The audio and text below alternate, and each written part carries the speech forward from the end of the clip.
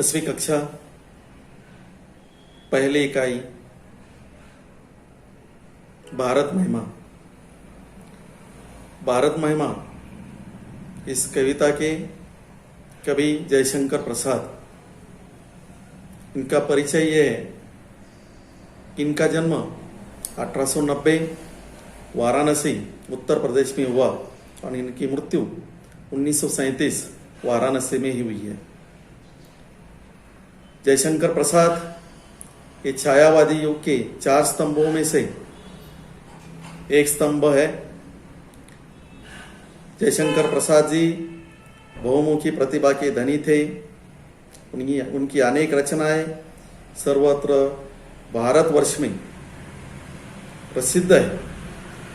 इस कविता में भारत के गौरवशाली अतीत और ऐतिहासिक विरासत का दर्शन जयशंकर प्रसाद जी ने कराया है।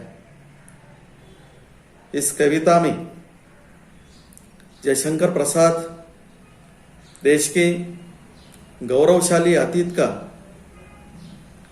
वर्णन, सजीव वर्णन उन्होंने किया है। कवि का कहना है कि हमें अपने देश पर गर्व करते हुए उसके लिए अपना सर्वस्व निछावर करने के लिए हमेशा तत्पर रहना चाहिए।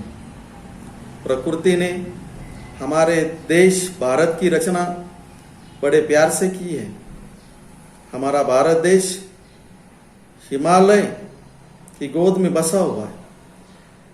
हमारा देश सबसे पहले जागृत हुआ था और इसकी संस्कृति सबसे पुरानी है। प्रस्तुत कविता में छायावाद के प्रवर्तक जयशंकर प्रसाद जी ने हमारे प्यारे देश भारत के इसी महिमा मंडित अतीत का मनोरम चित्रण किया है। कवि की आकांक्षा है कि हमें सदैव अपने देश पर, इसकी सभ्यता और संस्कृति पर गर्व करना चाहिए। आवश्यकता पड़ने पर हमें देश के लिए अपना सर्वस्व न्यौछावर कर देने के लिए तत्पर रहना चाहिए। कविता में सबसे पहले जयशंकर प्रसाद जी कहते हैं कि हिमालय के आंगन में उसे किरणों का दे उपहार। उषा ने हंसा अभिनंदन किया और पहनाया हीरक हार। अर्थात हमारा यह प्यारा भारत देश हिमालय के आंगन के समान है। प्रतिदिन उषा भारत को सूर्य की किरणों का उपहार देती है। तब ऐसा लगता है मानो हंसकर वह भारत भूमि का अभिनंदन कर रही है। और ओस की बूंदों पर जब प्रातःकालीन सूर्य की रश्मियां पड़ती है, किरणें गिरती हैं, तब ऐसा लगता है जैसे उषा ने भारत को हीरों का हार पहना दिया। और इसलिए वह कहते हैं कि पहनाया हीरक हार।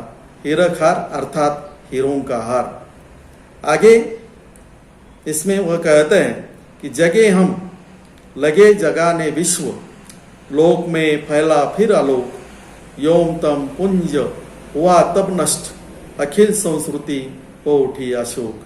जयशंकर प्रसाद जी इन पंक्तियों में ऐसा कहते हैं कि सबसे पहले ज्ञान का उदय भारत में ही हुआ।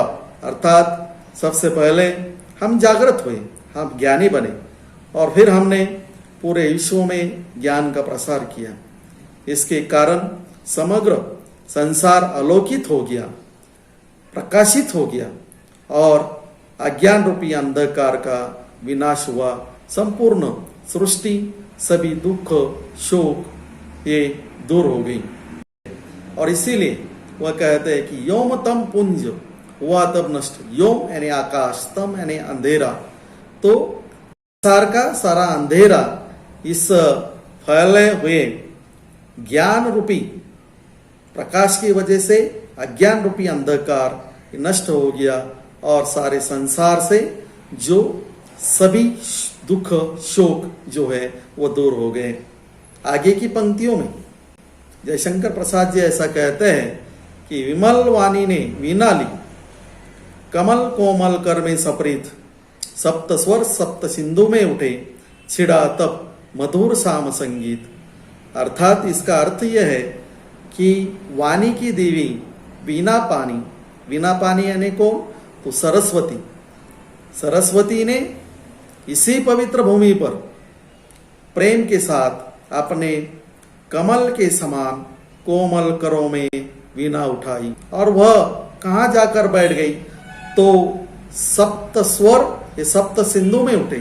सप्त सिंधु इसका अर्थ कि 7 नदियां, सिंधु, रावी, सतलज, झेलम, सरस्वती, चेनाब तथा व्यास, जिसे उत्तर भारत या आर्यावर्त कहा जाता है, उस भागों में जाकर वीणा पानी ने, सरस्वती देवी ने अपने कमल कोमल कर में, हाथों में प्रेम पूर्वक वीणा धारण की और उससे जो झंकार निकली, जो 7 स्वरों का मोहक सरगम गूंजने लगा, मधुर संगीत का उससे जन्म हो गया और इसी संगीत से इसी महान देश में संगीत के वेद यानी सामवेद की रचना हो गई।